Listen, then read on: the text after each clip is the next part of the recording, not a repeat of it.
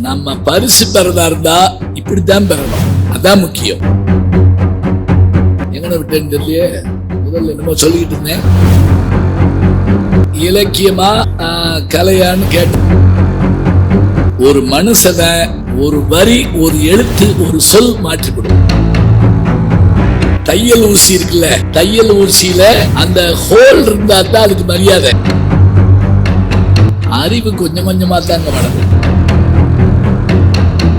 வழக்குல ஒருவர் வெற்றி பெறுவார், ஒருவர் தோல்விடுவார். இலக்கியம் காலத்தை ஜெயிச்சு நிற்கும். நான் ஆணையிட்டால் அது நடந்து விட்டால்னு அவர் பாடி இருந்தார்னா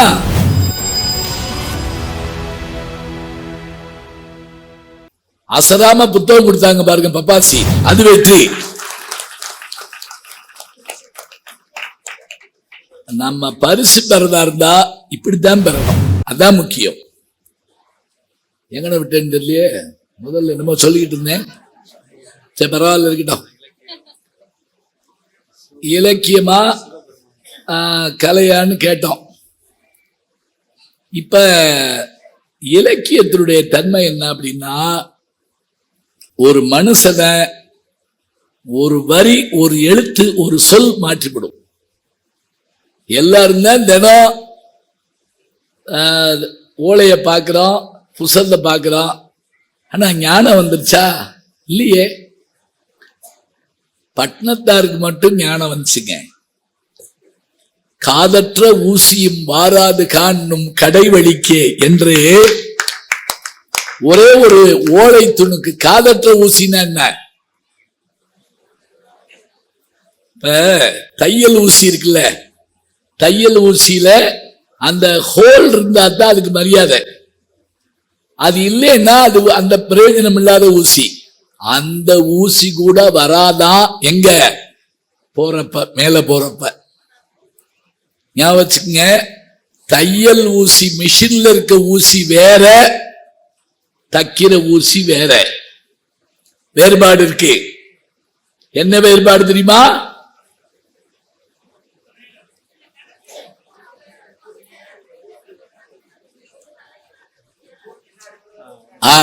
கரெக்டா சொல்றாங்க. அதாவது இந்த தைக்கிற ஊசியில கூர்மை முன்னாடி இருக்கும், ஹோல் ஓட்ட பின்னாடி இருக்கும்.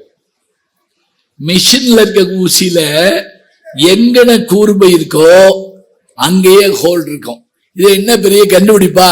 கண்டுபிடிப்பு தாங்க. ஏன் தெரியுமா? இதுல முழுவதும் போனாதான் இந்த ஊசி தைக்கும். ஆனா அதுல கூர்மை போனாலே தச்சுவிடும். இதான் கண்டுபிடிப்பு. அறிவு கொஞ்சம் கொஞ்சமா தாங்க வளரும், ஒரு இதுல வராது. ஆனா பட்டணத்தார் ஒரே ஒரு ஓலை துணுக்கு பார்த்தாரு, அப்படியே மாறிச்சு.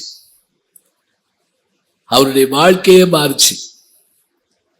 அதே போல ஒரு செய்தியை பார்த்த உடனே கண்டுபிடிச்சு போடலாங்க.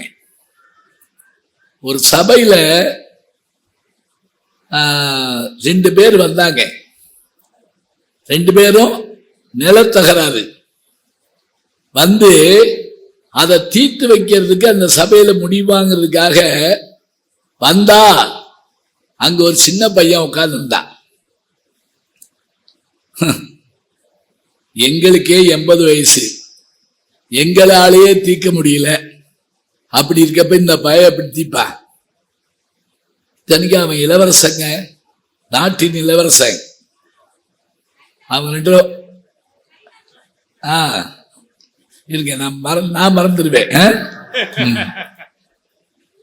அந்த 2 பேரும் போறப்ப அந்த பையன் என்னன்னு கேட்டானா, இல்ல எங்களுக்குள்ள வழக்கு, சின்ன பையனான நீங்க எப்படி தீப்பீங்கன்னு சொல்லிட்டு நாங்க போறோம், அவ்வளவுதானே. இருங்க, நான் பெரியவரை வர சொல்றேன். அந்த பையன் உள்ள போயிட்டாங்க. சற்று நேரத்துல ஒரு பெரியவர் வந்தாரு. 2 பேர் வழக்கை ஆராய்ஞ்சாரு. ஆராய்ஞ்சு பார்த்துட்டு 2 பேரும் ஏற்றுக்கொள்ளுமாறு. வழக்கறிஞர் தொழில் படித்தவர்களுக்கு தெரியும், ஒரு வழக்குல ஒருவர் வெற்றி பெறுவார், ஒருவர் தோல்விடுவார். ஆனால் இங்க இந்த 2 பேரும் மணமகளுமாறு ஒருத்தர் தீர்ப்பு சொன்னாரா அந்த பெரியவர். அவங்களுக்கு ஆச்சரியம் தாங்க முடியல. இது மாதிரி ஒரு தீர்ப்பை நாங்க கேட்டதில்லைன்னு சொல்லி கையெடுத்து கும்பிட்ட உடனே அந்த பெரியவர் தன்னுடைய தாடி தலப்பாயெல்லாம் எடுத்தா அந்த பழைய பையன் உட்கார்ந்துருக்காங்க. இத ஒரு புலவன் பார்த்துட்டு இருந்து சொல்றான், இந்த பையன் இவ்வளவு பெரிய தீர்ப்பை எப்படி சொன்னா? தாடி வச்சதுனாலயா சொன்னா? இல்ல. தலப்பா கட்டதுனாலயா சொன்னா? இல்ல. இவன் பாரம்பரியம் மிக்க குலத்தில் வந்தவன் ஆதலால் ஹெரிடிட்ரி இவங்கிட்ட இருக்கு. உரைமுடிவு காணான் இளமையோன் என்னும் நரை முது மக்கள் உவப்ப நரை முடித்து சொல்லால் முறை செய்தான் சோழன் குளவிச்சை கல்லாமல் பாகம்படும். அவ்வளவுதாங்க. பழமொழி 400. பழமொழி 400 வரக்கூடிய ஒரு பாட்டு. ஏய், இந்த கரிகால், அது அவங்க சொன்ன மாதிரி கரிகால் பருவத்தான் கல்லணை கட்டினால அந்த வம்சம்ங்க. இவன் ஏண்டா இப்படி சொன்னா? இவன் வம்சத்தில் இருப்பவன் போற நீதி சொல்ல வல்லவன், அதனால் சொன்னா. அப்ப இந்த இலக்கியம் எழுதப்பட்டு 2000 வருஷம் ஆச்சு. இந்த சொல்றேன், நீங்க கைதட்டுறீங்க. இந்த கைதட்டு எனக்கா? இல்லைங்க, இந்த பழமொழி 400 பாடிய புலவனுக்கு ஞாபகம், அவனுக்கு தான் போடும். இலக்கியம் காலத்தை ஜெயிச்சு நிற்கும், மனச அப்படியே மாத்தி காட்டும். ஒரே ஒரு வார்த்தையில சில சமயம் பெரும் மாற்றங்கள் வந்து சேரும்.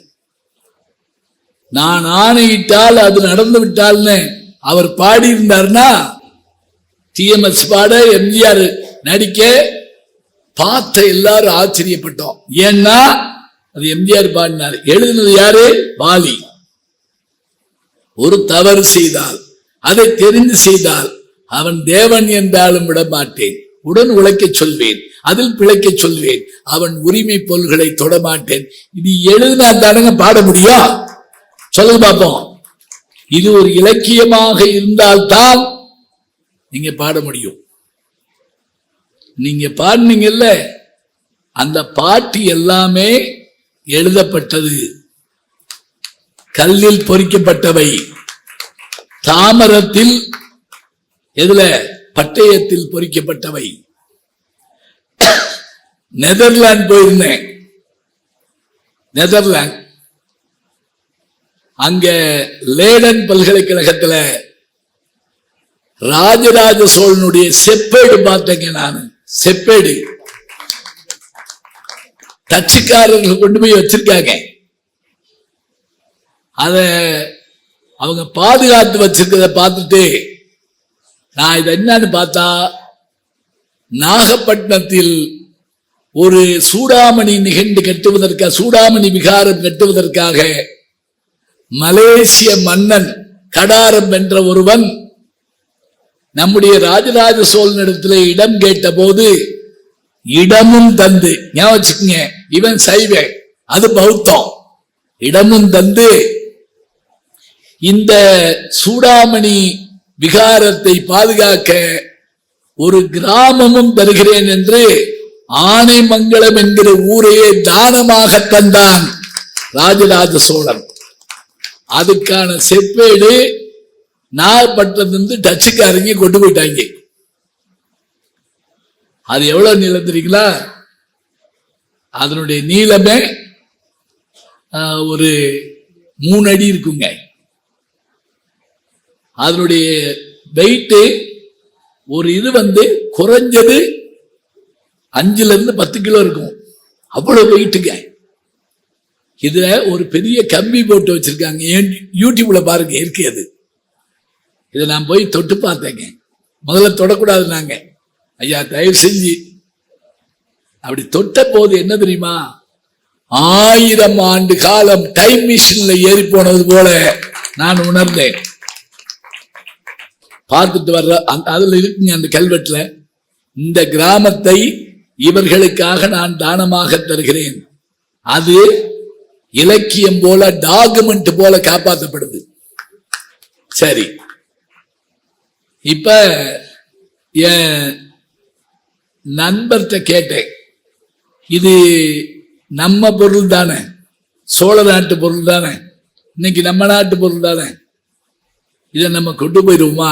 நிச்சயமா கொண்டு போகலாம். ஏன்னா இப்ப கூட ஒரு சிவபெருமானுடைய சிலையை கொண்டு வந்தாங்க, கொண்டு போகலாம்னு நான் கேட்டேன். அவர் சொன்னாரு கொண்டு போகலாம், ஆனா இது தாமிரமா இருக்கே, காப்பர், இத அங்க கொண்டு போனா எவர் காப்பர், இங்க இருந்தா இவர் காப்பர், அங்க போனா புரியுதா? சும்மா தலையாடக்கூடாது. எவர் காப்பர், யார் காப்பாத்துவா?